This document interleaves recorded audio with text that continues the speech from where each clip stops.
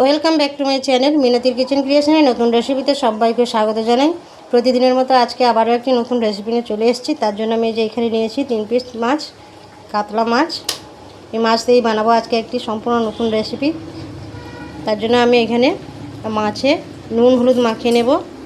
নুন দিলাম, হলুদ দিব, আর দিয়ে দেবো একটু লঙ্কা গুঁড়ো। এটাকে ভালো করে মিশিয়ে নেব। বাটা হলুদটা ব্যবহার করছি।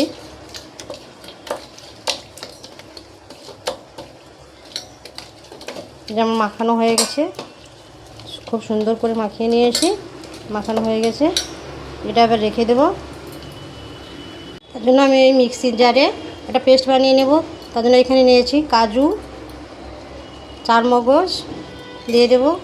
ওই যে দই, টক দই, আর দেবো চিনি পরিমাণ মতো, আর অল্প একটু নুন দেবো। এটাকে ভালো করে মিক্সড করে নেব। আর এদিকে আমি কড়াই বসিয়ে দিয়েছি, দিয়ে দেবো তেল। তেলটা গরম হয়ে গেছে, মাছটা দিয়ে দেবো। তো মাছটা রান্নার মতো করে ভেজে নেব।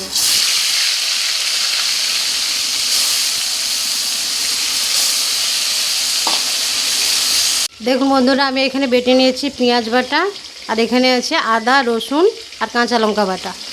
এই বেটে নিয়েছি আমি। মাছটা ভাজা হয়ে গেছে, এটা তুলে নেব।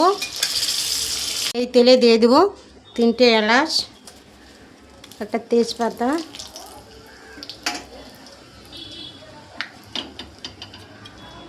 দিয়ে দেবো পেঁয়াজ বাটা,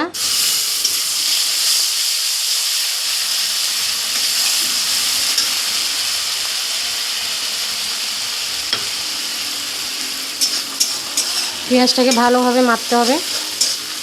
এই রান্নাটা কিন্তু পেঁয়াজটা বেটে দিতে হবে। দেখুন পেঁয়াজটা আমার হয়ে গেছে। এবার দিয়ে দেবো এই যে আদা রসুন আর লঙ্কা বেটে রেখেছিলাম, এই বাটাটা।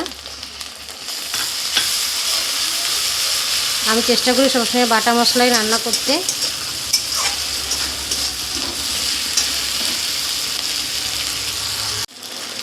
দেখুন বন্ধুরা, মশলাটা হয়ে গেছে। এই পর্যায়ে দিয়ে দেবো আমি একটা টমেটো কুচানো। টমেটো একদম কুচি করে নিয়েছি, দিয়ে দিলাম। এই টমেটোটাকেও আমি ভালো করে নাড়াচাড়া করে মিশিয়ে নেব। নুন দেব,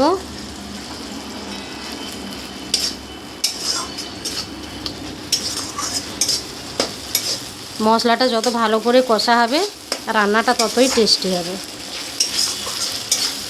একদম মিডিয়াম টু লো আঁচে মশলাটাকে করতে হবে। দেখুন বন্ধুরা, মশলাটা আমার খুব সুন্দরভাবে হয়ে গেছে।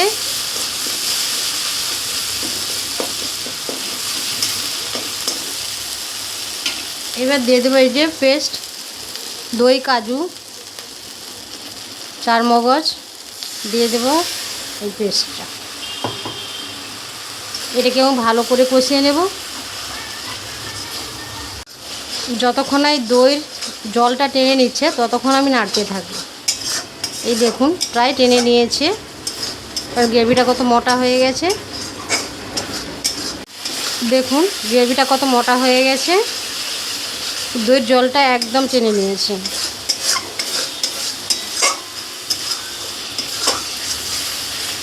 এই পর্যায়ে দিয়ে দেবো আমি এই যে দুধ, 1 বাটি দুধ দেব। আমি আরও 1 বাটি দুধ দেব।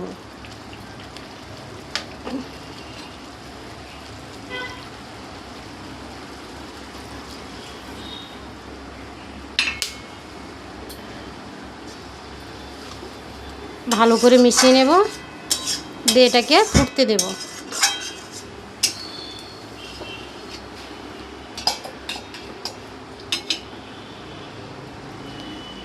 একটু ফুটে গেছে, এই মাছটা দিয়ে দেব।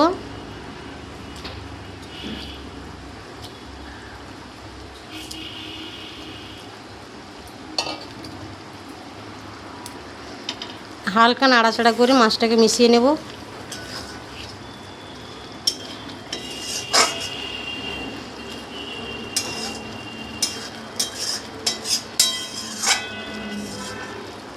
এবার একটু ফুটতে দেব। দেখুন এই রান্নাটা প্রায় হয়ে এসছে, আর একটু ফুটতে দেব। কত সুন্দর হয়েছে দেখুন, পুরো অনুষ্ঠান বাড়ির মতো দই কাতলা। দই কাতলা বলতে পারেন, দুধ কাতলা বলতে পারেন, যাই পারেন।